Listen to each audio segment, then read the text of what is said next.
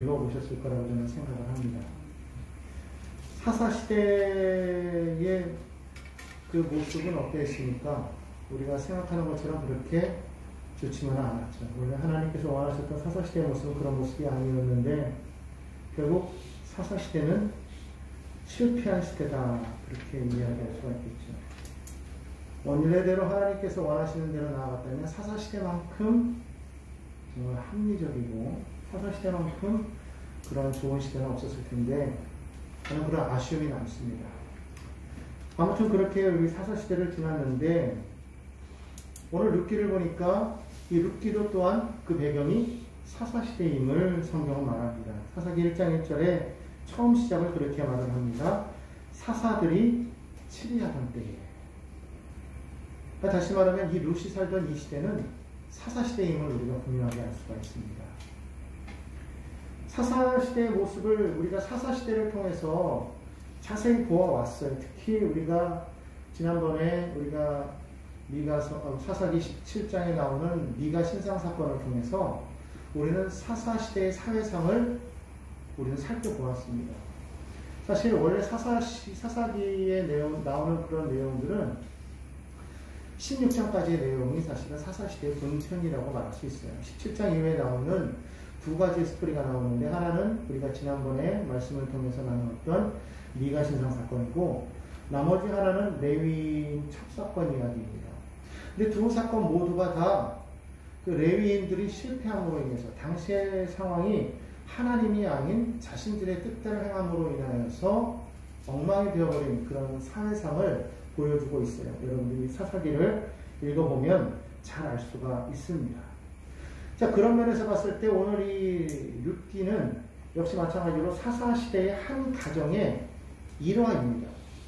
그렇게 따졌을 때에는 이 내용이 여기에 이렇게 따로 별도로 있을 필요가 없이 사사기 안에 그냥 포함되어 있어도 되는 내용입니다. 내용도 4장밖에 안 돼요. 얼마 되지 않는 내용이기 때문에 사실 이렇게 별도로 떼어낼 필요가 없음에도 불구하고 오늘 성경에서는 한 권의 책으로서 그 자리매김을 하고 있다는 겁니다. 도대체 그 이유가 무엇일까요? 여기는 분명한 목적이 있기 때문에 그렇지 않겠습니까?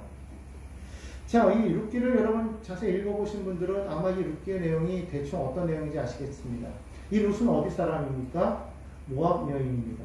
이방 사람이죠. 그런데 성경을 자세히 보면 하나님께서 이 룻이라는 인물을 통해서 하나님의 일을 이루어 나아가고 있음을 보여주고 있다는 겁니다. 하나님의 일이라는 것이 무엇입니까? 여러분, 우리가 지금까지 제가 계속 얘기하면서 하나님께서 무엇을 위해서 계속적으로 이스라엘 백성들을 이끌어 오셨다고 말씀드렸습니까? 당신의 나라를 세우기 위함이었다는 말씀이었습니다.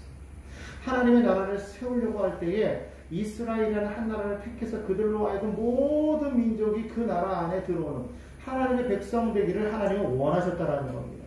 아브라함 한 사람이 복을 받는 것이 아니라 그 한 사람을 통해서 모든 민족이 복을 받아 하나님의 백성이 되기를 원하셨다. 다시 말하면 하나님의 백성이 되는 것이 복 있는 것이라는 것을 성경은 말해주고 있다는 겁니다. 그런 점에서 봤을 때 저와 여러분은 복 있는 사람일까요? 아닐까요? 복 있는 사람입니다. 그렇죠. 하나님 나라 백성이기 때문에 우리는 복 있는 사람인 줄로 믿습니다. 네. 바로 그 일을 위해서 하나님께서 지금까지 달려오셨고 일을 해오셨다는 겁니다. 나라를 세우기 위해서 필요한 모든 것들을 다 갖추셨습니다. 백성을 만드셨고요. 영토를 주셨고요. 그거에 합당한 법을 그들에게 허락하여 주셨고 모든 것을 다 갖췄습니다. 그리고 난 다음에 이제 본격적으로 하나님께서 당신이 왕이심을 드러내셨다는 겁니다. 그런데 사람들은 하나님이 왕이신 것을 그들은 절대로 인정하지 않았다는 거예요. 왜? 눈에 보이지 않는 하나님이기 때문에 그들은 이웃나라처럼 눈에 보이는 사람이 왕이 되기를 간절히 원했다는 겁니다. 자, 그러다 보니까 하나님은 보이지 않으니까 그들도 똑같이 말했겠죠. 하나님이 어디 계시느냐.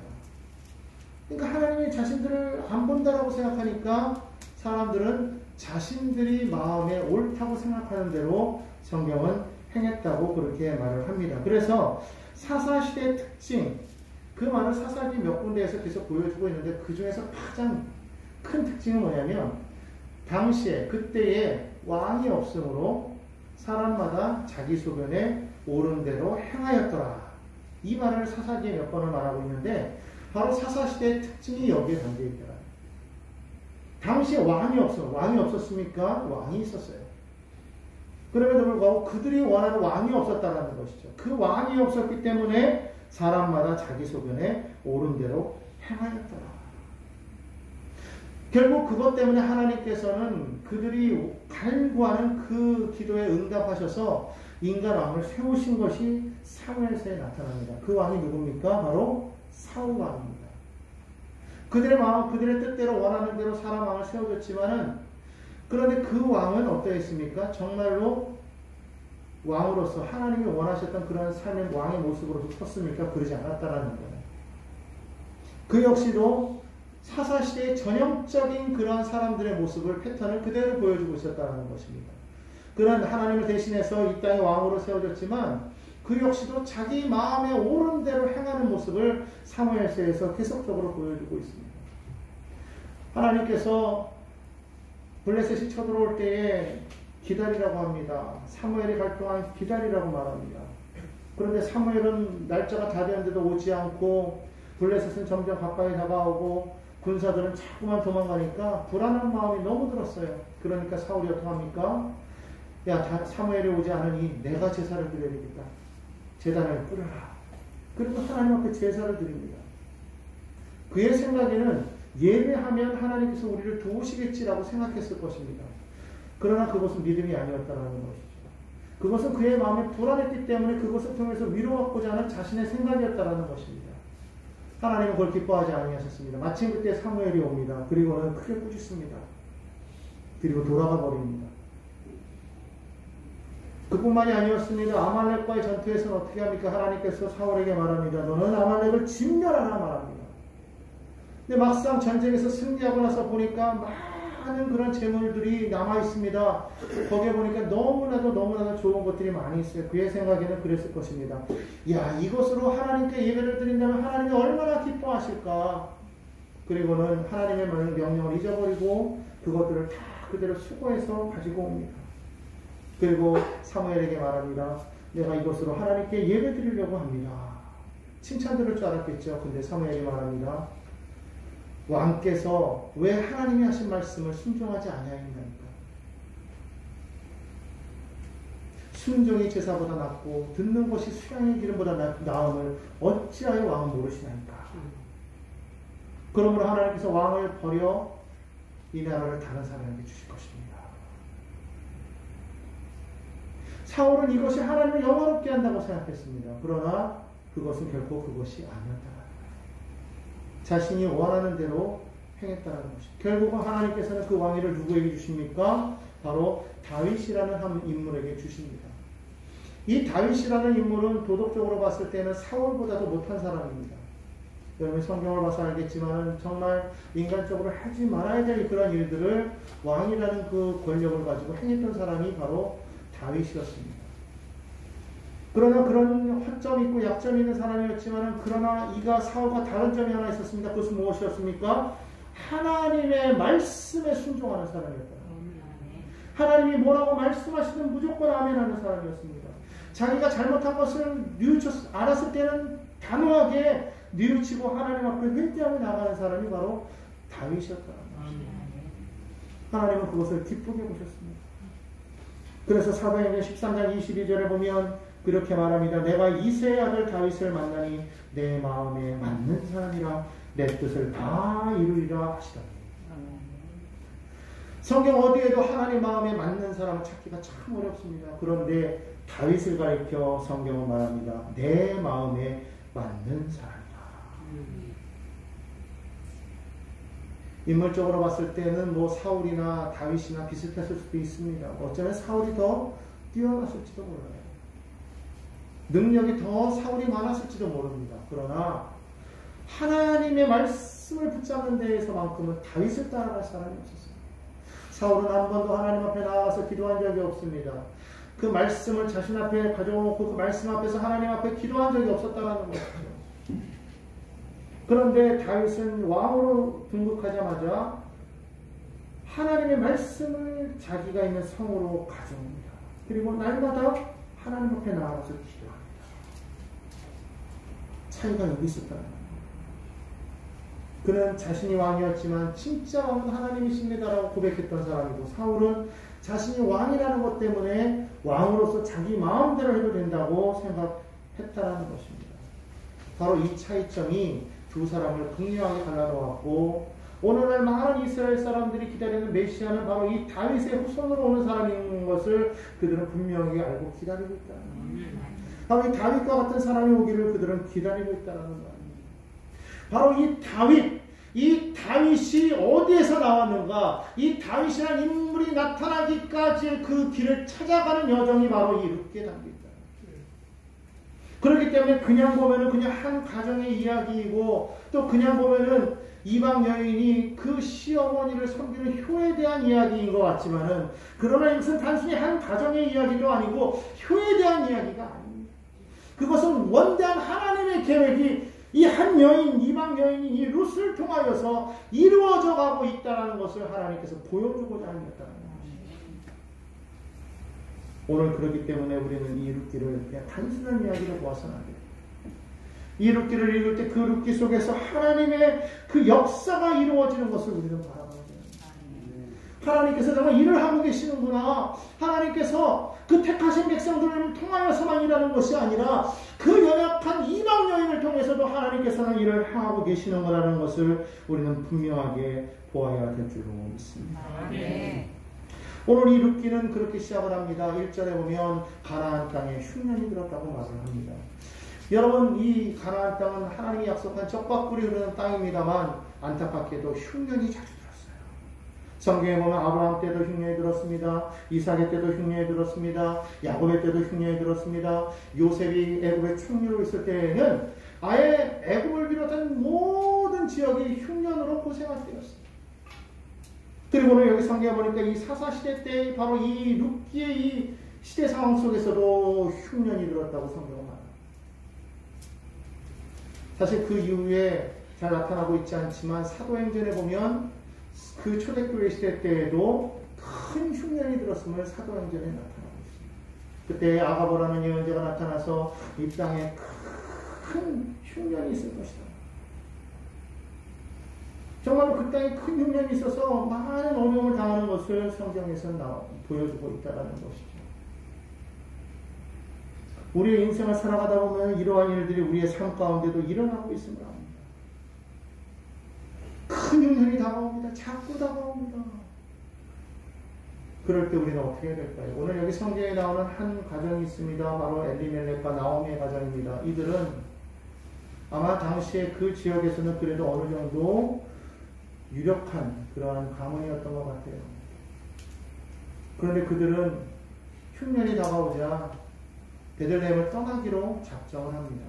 그리고 모든 재산을 팔아서 정리한 이후에 아들들과 함께 요단강을 건너 요단 동편에 있는 이방 지역인 모압 땅으로 그들은 이민을 떠납니다. 아마 그들은 원대한 꿈을 가지고 갔을 것입니다. 옛날에 우리나라가 한참 어려울 때 우리가 미국으로 이민을 많이 가던 때가 있었죠. 그때 뭐 미국으로 가지 못한 사람들은 남미로 떠나기도 하고, 하여튼 그때는 우리보다 다 잘 살게 보였기 때문에 다들 그 지역으로 떠났습니다. 떠났더니 그것이 다 좋았던가요? 행복이었던가요? 그렇지 않았죠. 너무나도 많은 고생, 어려움, 힘든 일 얼마나 많이 있었습니까? 우리가 잘 아는 것처럼 그 옛날에 LA에 폭동이 일어나서 얼마나 많은 한인들이 그들이 열심히 쌓아놓았던 것을 다 잃어버리고 얼마나 많은 고통을 주는 우리는 눈으로 보지 않았습니까? 마찬가지였습니다. 이 엘리멜렉과 나오미 부부는 정말 그 베들레헴에 다가온 그 흉년을 피해서 모압 땅으로 갔지만, 그리고 그곳에서 아들들이 성장해서 그곳에서 모압의 여인들을 며느리로 얻고 모든 것이 행복해지는 것 같았는데, 안타깝게도 그의 남편이었던 엘리멜렉이 죽습니다. 이제는 더 이상 남편이 없어요. 의지할 사람 오직 아들들밖에 없는데 이게 웬일입니까? 아들들마저도 아버지를 따라서 그만 젊은 나이에 죽고 맙니다. 가정에 남자 셋이 함께 다 죽어버려요. 출초상이 나버려요. 당시에는 가장 불쌍한 사람을 두 그루를 꼽았는데 그때 한 그루가 과부요, 하나가 고아였어요. 당시에 고아와 과부는 사회에서 돌봐주지 않으면요 살아갈 수가 없는 그런 상황이었습니다. 그런데 이 가정 꿈을 가지고 그 어려움을 피해서 그 먼 이국 땅으로 떠나는데 모든 것이 다 안정될 줄 알았는데 이게 웬일입니까? 가장 불쌍한 그런 모습으로 변해. 한 사람도 아니고 과부 셋이서 지금 모여 사는 겁니다. 그것도 자기 고향이 아닙니다. 이방 땅입니다. 얼마나 비극적인 모습입니까? 그런데 그때에 성경에 보니까 베들레헴의 소식이 들려옵니다. 1장 6절에 보니까요 그렇게 말합니다. 그 여인이 모압 지방에서 야훼께서 자기 백성들을 돌보시사 그들에게 양식을 주셨다 함을 듣고, 흉년이 다가왔음에도 불구하고 어려울 줄 알았는데 하나님께서 그들을 돌보셨다. 성경은 말합니다. 하나님께서 그들을 돌보사 양식을 주셨다, 먹이셨다라는 거예요. 그 어려운 가운데서 하나님께서 보호하셨다라는 겁니다. 자기는 오히려 그것이 무서워서 두려워서 떠났는데 오히려 그 지역에 남아있던 사람들 누가 돌보셨느냐? 하나님이 돌보셨다라는 거예요. 하나님이 돌보셨다. 결국 자신은 더 잘 됐어야 맞는 건데 자기의 형편은 정말 비참해지고 오히려 남아있는 사람들의 모습은 너무나도 은혜 가운데 서 있는. 그래서 나오미가 돌아가기로 작정을 합니다. 근데 돌아가려니 지금 자기와 함께하고 있는 이 자부들은 모압 여인들입니다. 굳이 자기와 함께할 이유가 없어요. 나이가 아직 젊습니다. 그래서 이야기합니다. 너희들은 이곳에 남아서 새로운 삶을 찾아가라. 나와 함께 가도 너희에게는 소망이 없다. 내가 너에게 해줄 게 없다. 나에게 자식이 더 있다면 그 자식을 통해서 너희들에게 새롭게 살림을 차려주겠지만 그럴 수 없구나. 그러므로 너희는 돌아가라. 그럴 때에 이 두 며느리가 참 착했던 것 같아요. 아닙니다. 우리가 끝까지 어머니를 섬기겠습니다. 그러나 어머니가 말합니다. 아니야. 나에겐 더 이상 소망이 없어. 나는 이제 나이도 늙었고 이제 설령 내가 다시 결혼을 해서 자식을 낳는다고 한들 어느 세월에 그 아이들이 커서 너희와 결혼하겠느냐. 이 무슨 말이냐면 당시에는 계대제도라는 게 있어서 형제 중에 자식이 없이 죽으면 그러면 그 다음 형제가 그 형의 가문을 이어갈 수 있도록 그렇게 해주는 그런 제도가 있었기 때문에 바로 그것을 말하는 것이었어요. 나는 그럴 수 없다. 이제 내 나이도 늙었기 때문에 그럴 수 없다. 나에게 소망이 없다. 너희는 떠나가라. 말합니다. 그래서 한 여인은 떠나갑니다. 오르바라는 이 며느리는 떠나갑니다. 그런데 한 여인 룻은 끝까지 남습니다. 그리고 1장에 보면 뭐라고 말합니까? 16절에 내게 어머니를 떠나며 어머니를 따르지 말고 돌아가라. 강구하지 마옵소서. 어머니의 백성이 나의 백성이 되고 어머니의 하나님이 나의 하나님이 되시리니 내가 죽는 일 외에 어머니를 떠나면 야훼께서 내게 벌을 내리시고 더 내리시기를 원하나이다. 이 모압 여인, 이방 여인이었지만 그의 입술의 고백 속에서 그의 무엇이 보입니까? 하나님을 향한 믿음이 보입니다. 하나님을 향한 신앙이 보입니다. 단순한 효가 아닙니다. 이것은 믿음의 고백입니다. 결국에는 그것을 알고 나오미는 룻과 함께 고향 땅으로 돌아옵니다. 많은 사람들에게 소식이 들립니다. 야, 나오미가 돌아왔다. 나오미가 돌아왔다. 그런데 나오미가 너무 괴로운 거예요. 왜 그러냐? 그의 이름의 뜻은 기쁨이라는 뜻을 가지고 있습니다. 즐거움이라는 뜻을 가지고 있습니다.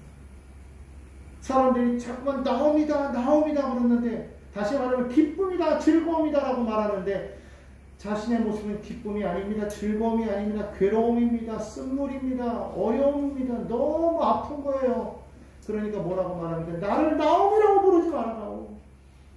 나를 마라라고 불러라. 고통이라고 불러라. 괴로움이라고 불러라. 내가 이 어려움을 떠나 하나님의 말씀을 거역하고 이 땅을 떠나 내가 그 이방 땅으로 갔건만 거기에서 나는 이렇게 되어서 다시 이 비참한 모습으로 나는 돌아올 수밖에 없었다. 근데 여기는 바로 여기는 당신들은 그 어려운 가운데서도 이 땅을 지키고 있으니 하나님이 여러분을 도와서 뽑으시지 않았거냐. 나를 나옴이라고 부르지 말까. 이렇게 베들레헴에 돌아왔지만 삶이 변했을까요? 똑같았습니다. 모압에 있을 때나 베들레헴에 돌아왔을 때나 여전히 그의 삶이 달라진 건 아무것도 없어요. 결국에는 누군가가 나아가서 일을 해와야 되는데 당시 여인들이 일할 수 있는 것은 아무것도 없었습니다. 그러나 은혜가 되는 것은 당시에 이삭줍기라는 것이 있어서 추수할 때에 떨어진 곡식들은 누구라도 와서 가져갈 수가 있었습니다. 이 룻이 그 이삭을 주우러 나아갑니다. 그때에 이 룻이 하는 말을 들어보십시오. 오늘 여기 성경의 2절에 말합니다. 내가 누구에게 은혜를 입으면 그를 따라서 이삭을 주겠느냐. 자신이 능력이 있어서 나가는 게 아닙니다. 은혜를 구하고 나아가는 것입니다. 그런데요, 그때 하나님께서는 놀라운 일을 이루기 시작합니다. 바로 3절 말씀입니다. 함께 한번 읽어봅니다. 룻이 가서 베는 자를 따라 밭에서 이삭을 줍는데 우연히 엘리멜렉의 친족 보아스에게 속한 밭에 이르렀더라. 여러분, 베들레헴에 수많은 사람들이 밭을 갖고 있을 것입니다. 여러분, 김포에만 해도 많은 밭이 있습니다. 많은 논이 있죠. 그 논의 주인이 한 사람이 없지 않습니까? 수많은 사람들이 논을 갖고 있지 않겠습니까? 마찬가지입니다. 베들레헴의 그 땅에 보아스만 땅을 갖고 있는 것이 아닙니다. 수많은 사람들이 땅을 갖고 있었을 것이에요. 그런데 놀랍게도 하나님께서 그를 어디로 인도하셨느냐? 우연하게도 그의 시부모였던 엘리멜렉의 친족 보아스의 밭으로 인도하셨다.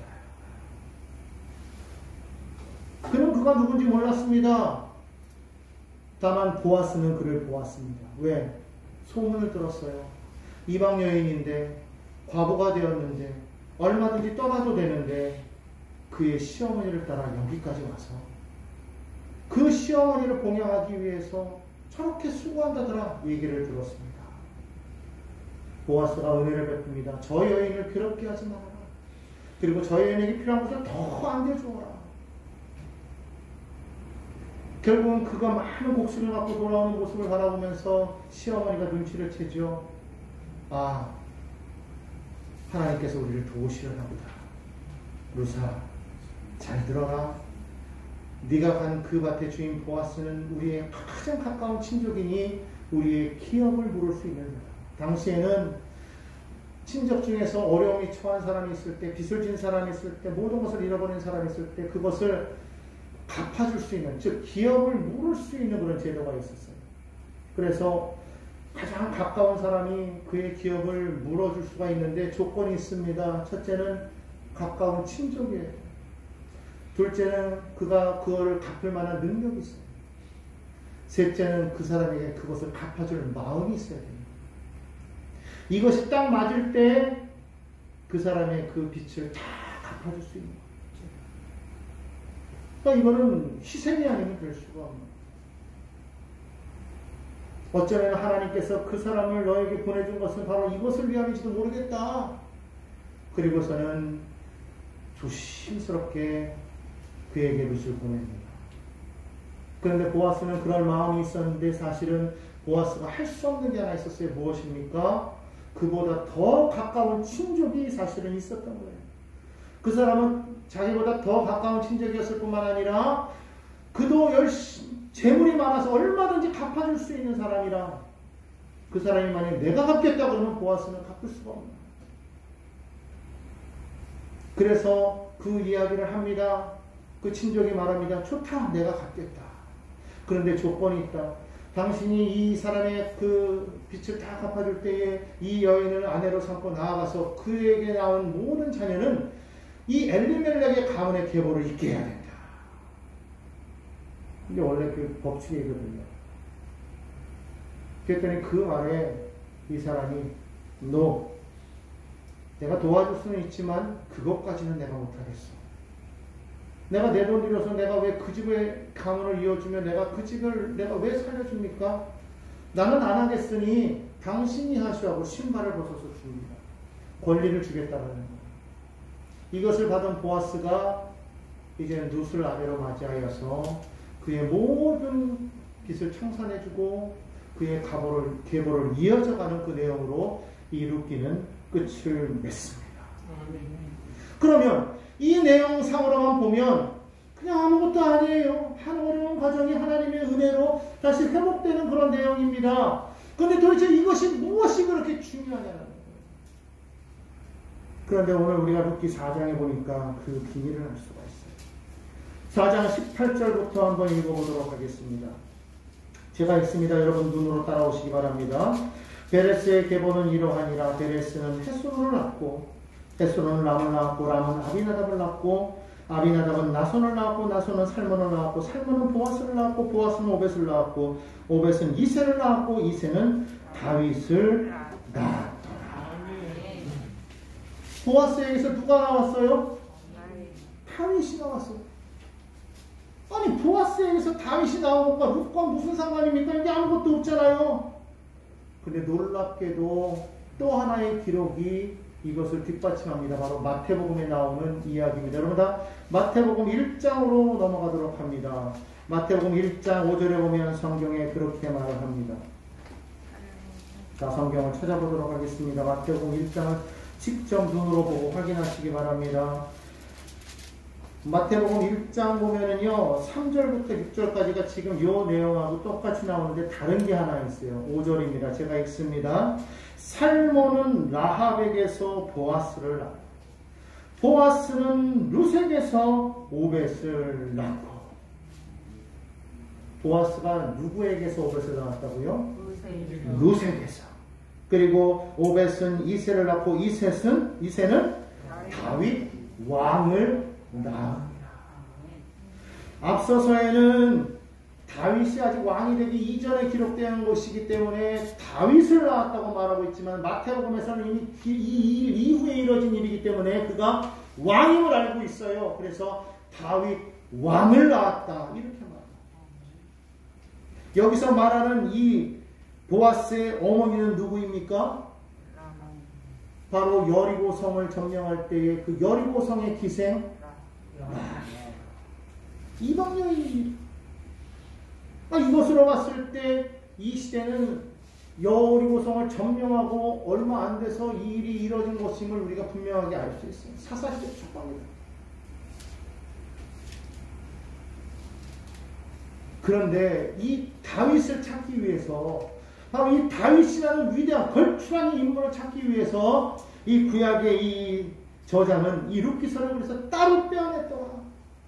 한 이방 여인이 우연하게 보아스라는 사람을 만나서 결혼하였지만 그것이 그 우연이 아니라 그 우연 속에는 하나님의 역사가 있었다. 우리가 보았을 때는 우연 같지만은 그러나 그 우연은 하나님에게 있어서는 필연이었고 하나님은 이미 그것을 계획하고 계셨다. 우리는 말합니다. 이것을 우연이라고. 우리는 운이 좋아서 이렇게 됐다고 말합니다. 어쩌다가 이렇게 잘 되었다고 말합니다. 아닙니다. 그 이면 속에 바로 하나님의 손길이 있었다는 것을 우리는 기억해야 될 거예요. 더 놀라운 사실은 마태복음의 저자는 이렇게 말합니다. 16절에 말합니다. 함께 읽어봅니다. 1장 16절입니다. 시작. 야곱은 마리아의 남편 요셉을 낳았으니 마리아에게서 그리스도라 칭하는 예수가 나시니라. 할렐루야. 이 얼마나 큰 은혜입니까? 얼마나 큰 복입니까? 이방 여인이 정말 바보가 되었던 그 비참한 여인이 젊어서 남편을 잃고 자기 고향을 떠나 베들레헴에 와서 자기 동족도 아닌 그 시어머니를 모시는데 그것이 오직 하나님을 알았기 때문에 전능하신 하나님을 알았기 때문에 그 하나님에 대한 그 믿음 하나로 그 가정을 지켜나갈 때 하나님께서는 그 믿음을 보시고 놀랍게도 다윗 왕의 조상이 되게 하셨을 뿐만 아니라 온 인류의 구원자이신 예수 그리스도의 그 계보 가운데 들어가게 하셨다. 여러분 이게 우연입니까? 이것이 우연입니까? 우연이라고 할지라도 그것은 하나님의 역사인 것을 우리는 믿어야 될 줄로 믿습니다. 하나님의 이런 인간의 편에서 볼 때는 우연 같아도 정확하게 이루어지고 있음을 우리는 분명하게 알아야 된다. 오늘 여러분의 삶이 어떻습니까? 우리가 행하는 모든 것들이 내 생각과 내 계획대로 되어지는 것 같습니까? 그러나 여러분 자세히 보십시오. 때로는 너무나도 기가 막히게 하나님의 은혜 가운데 모든 것이 맞춰져 가는 것을 바라보게 됩니다. 그것을 어떻게 우리는 우연이라고 말할 수 있습니까? 그런데 사실 우리는 우연이라고밖에 표현할 수가 없어요. 어떻게 이렇게 되지? 어떻게 이렇게 되지? 그러나 그것은 우리에게는 우연이다. 하나님의 능력의 손길이요, 하나님의 기적의 손길이요, 하나님의 도우심인 것을 우리가 분명하게 믿는다면, 이제부터 시작하는 우리 모든 삶에 우리는 하나님 앞에 고백할 수 있어야 됩니다. 하나님, 나의 모든 삶은 하나님이 다스리십니다. 나의 모든 삶은 하나님께 달려 있습니다. 주님, 주님만 붙잡고 주님과 함께 나아가겠습니다. 올 2022년도 한 해가 정말로 그와 같은 한 해가 되기를 주님의 이름으로 축복합니다. 정말 그리하게 될 때 하나님의 넘치는 놀라운 계획 속에 여러분의 삶이 반드시 사용되어지는 것을 여러분 기억하시고 그 은혜를 따라 하루하루를 기쁨으로 살아가는 저와 여러분 되기를 예수님의 이름으로 축원합니다.